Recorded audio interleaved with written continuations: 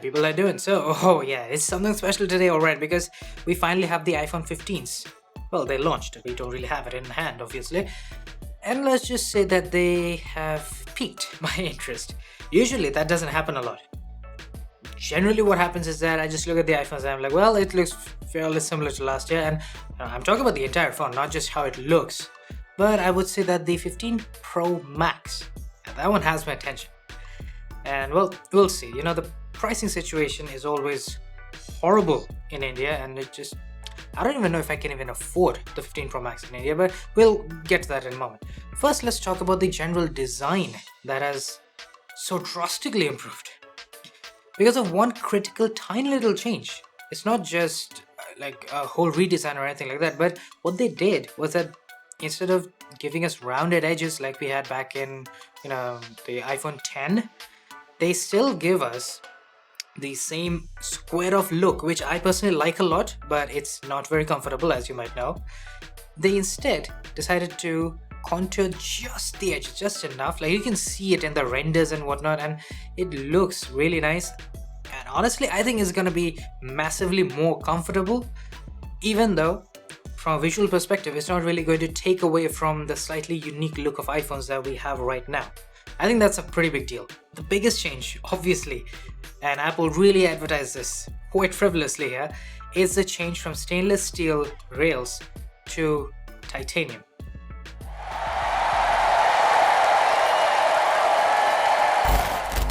Well, technically it is, according to Apple at least, they have a little bit of aluminum on the inside as well and titanium on the outside, and well, here's what we know. It's supposed to be stronger and it's supposed to be lighter.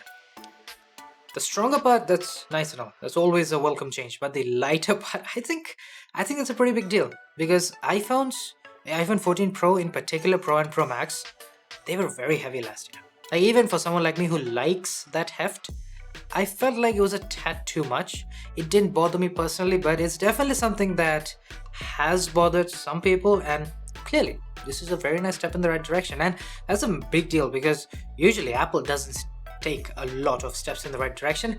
However, with the 15 Pro and Pro Max, I think they have done quite well. That's coming from me. Once again, I don't have the best track record when it comes to iPhones. Anyways, the biggest benefit, which I personally think is going to be when it comes to the titanium frame, is that it is a matte finish. Let me tell you, the stainless steel, it looked nice when it was clean, but it was guaranteed to never be clean unless you put on a cover, and at that point you can't really see the stainless steel, so it's pointless. But if you're using it without a cover, then yeah, it's not going to be clean.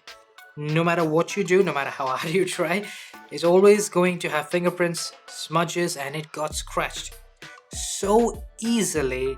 I mean, it was borderline funny. Now when it comes to the front, once again, another design change. Now here's something that it kind of bothers me a little, that it looks as if the iPhone 15 and 15 Plus have had their bezels thinned out a little, but Apple didn't really mention it. Like, I was listening to it quite attentively and I did not hear them mention even once about the thinning out of the bezels of the iPhone 15 or 15 Plus, even though for some reason in the images and in the renders it looks like they're thinner. I may be wrong.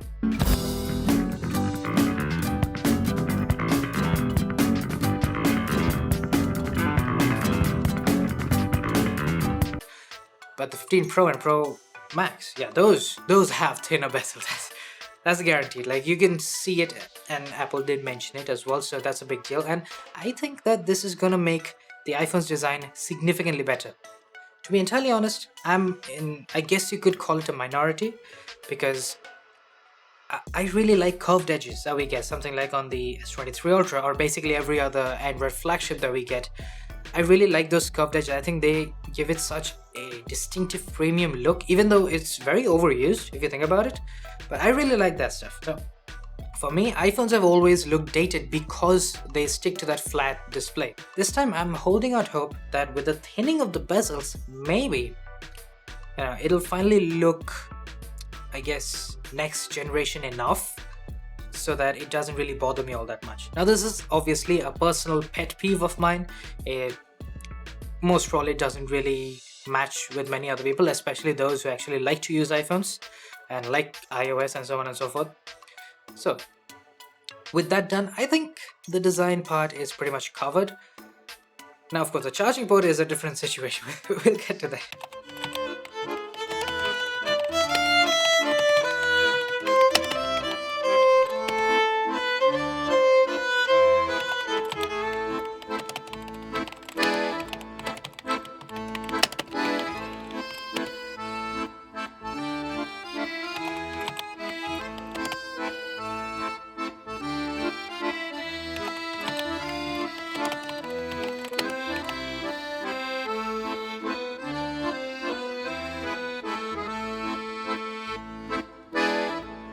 Now for the display, well, obviously the Pro and Pro Max, they are going to benefit from having thinner bezels. It's just by default going to improve the viewing experience.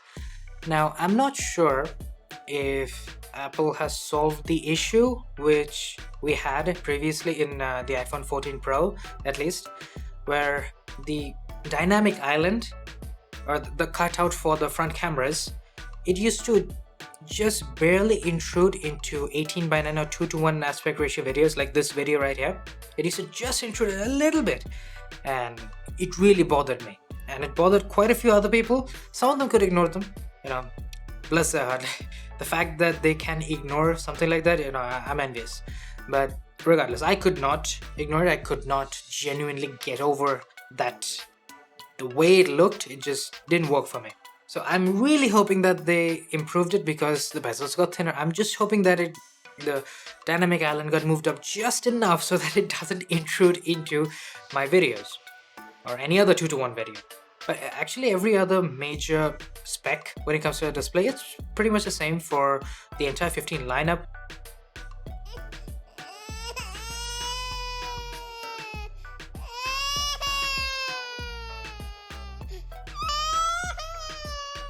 We get 2000 nits of max peak brightness, 1600 of sustained peak brightness, and it's gonna be a bloody beautiful display. There's no doubt about that, not even a little bit. So with the display done, I think we need to finally talk about the processor. Now you see, usually I just leave it with a very obvious note. It's the iPhone, of course it's gonna have the fastest processor. Now let's move on. That's essentially the exact thing that I say every time. But this time, there's something different. There's something that really caught my attention.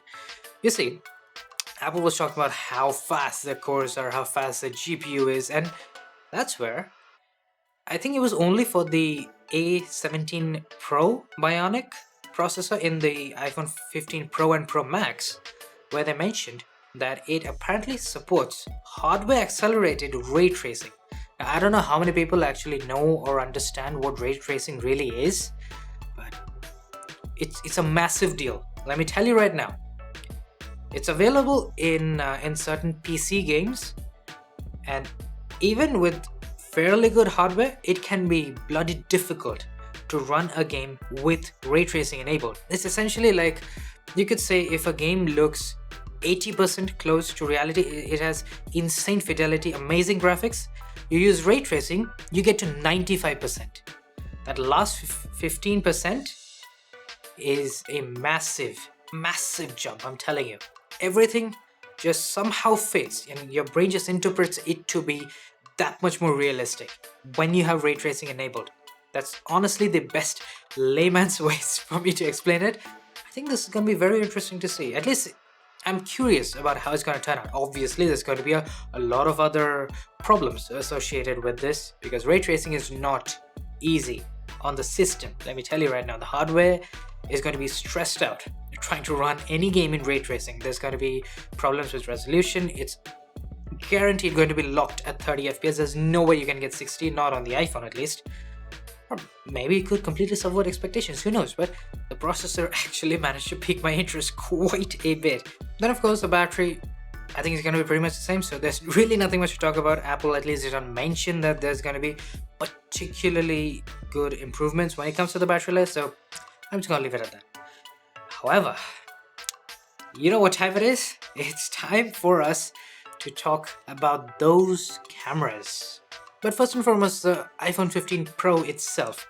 You see, this one's got a newer sensor, which is quite something because the sensor that it had, the iPhone 14 Pro had last year, I think it was one of the best ones I've ever used. It produced genuinely impressive detail. Like, the level of detail from the iPhone 14 Pro was stunning. That's the best way to put it. Apparently, it's improved. We've gotten a slight size upgrade, and it's always nice to have a bigger size. And let's just say that the overall quality is also probably going to be better. And most importantly, and I think this is going to affect the image quality by leaps and bounds, and I think it has something to do with the general processing power upgrades that we have had on the new iPhones. But now we are not going to get 12 megapixel regular shots from the iPhone 15 series as a whole. We're going to get 24 megapixels. So apparently the iPhones are finally good enough to produce regular 24 megapixel shots. That's not like an insult or anything, because every other device which has high resolution, whether you think about the S23 Ultra or the OnePlus 11 or the Xiaomi 13 Pro, all of them have a default 12 megapixel mode. Still, they can use 200 megapixels, but they still will default down to 12. The fact that the iPhones are finally giving us 24, I really want to see exactly how that's going to affect the image quality, the detail preservation, the noise reduction in particular. That's definitely something to keep in mind. Whenever you increase resolution, there is often a tendency that the noise might increase as well. So again, something to really just check out and see if it really works out or not. You know, that's the thing. There's just so many things I want to test out that I can't wait to get my hands on it. I'm telling you, that's really never happened before when it comes to iPhones, not in my case. The ultrawide, of course, it's still the same. It's probably going to be fairly good. We don't really have any high res. I wish we did, because high res on the ultrawide camera would have really propelled it forward, but that's not really happening. Regardless, the zoom. See, there's obviously the 15 Pro, which has a 3x optical zoom, and that's great and all. It works out quite nicely. We have tested it out previously. It's one of the highest quality 3x zooms that you have on any smartphone. And then, of course, we have the 2x sensor crop that we get with the main camera. It's a 40 megapixel sensor, so you can zoom in by cropping into the sensor, and you can get basically optical quality shots. That's the idea. And let me tell you, the iPhone 14 Pro last year, that had possibly the best sensor crop that I've ever used. I think with the improvement to the main camera that we have had, it could be even better. That's just my assumption. But I do believe that it could be really something. And it's going to be even more beneficial when it comes to the iPhone 15 Pro Max, because that one doesn't have a 3x zoom. No, it finally got an upgrade to 5x. When Apple was talking about this 5x zoom, they were talking about how it's innovative and this new technology that they came up with and whatnot. And I was just thinking, we have 5x periscope zoom on so many other cameras. We've had it for years. What's so innovative about it?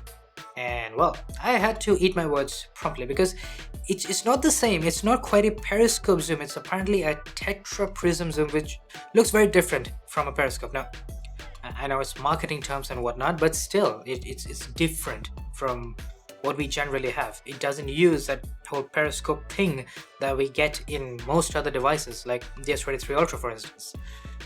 And so now that makes me even more excited to try it out, because apparently it has, or it's supposed to have, tremendous stabilization, probably making it one of the very first smartphones to be capable of using the long-range zoom option for video without any massive hit on the stabilization. I mean, it's going to be affected, obviously, it's a huge zoom range, but I'm hoping that it won't be too much. And if you really think about it, the iPhone 15 Pro Max probably has one of the most versatile cameras that we have seen, because we have the ultra-wide camera, obviously, we have the regular wide-angle camera, and then we have the 2x sensor crop, which is just perfect for portraits, and finally, we have the 5x periscope, or rather, no, we need to call it, 5x telephoto, I guess. That's how Apple refers to it, so that's how I'll do it. I'm just used to calling these long-range zoom options as periscope because that's what we use. Clearly, that's not the case here.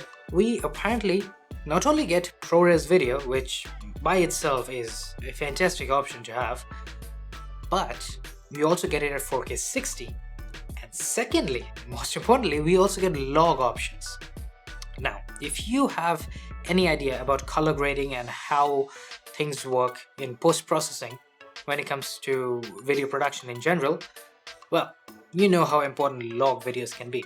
Now, given how high quality the ProRes format is, and given how high quality iPhone videos in general are, I think you can get the gist, right?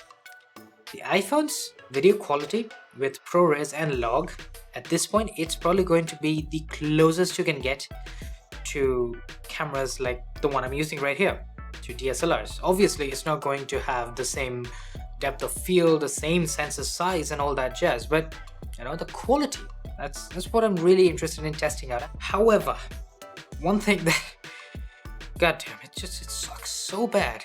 You know, I'm genuinely excited for this device, and then I go to apple.in and then I see the price tag and my heart sinks to my foot. Let me just paint the picture for you. We have $1,200 as the starting price for the 15 Pro Max, 256 gigs. That's good. It's a fair price tag.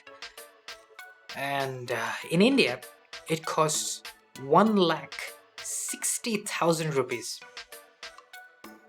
Let that sink in. It's 1,60,000. You know how much $1,200 is supposed to be? I believe it's supposed to be around 1 lakh. Just 1 lakh. So, in essence, in India, it takes 60,000 rupees more than 50% of the price has increased over the already globally fairly high price of the iPhone 15 Pro Max. Yeah, I don't even think I can afford the damn thing at this point. Jeez. It sucks, man. It sucks balls. I'll see you guys later with whichever iPhone that I can buy. If nothing, I'll have the iPhone 15 Pro.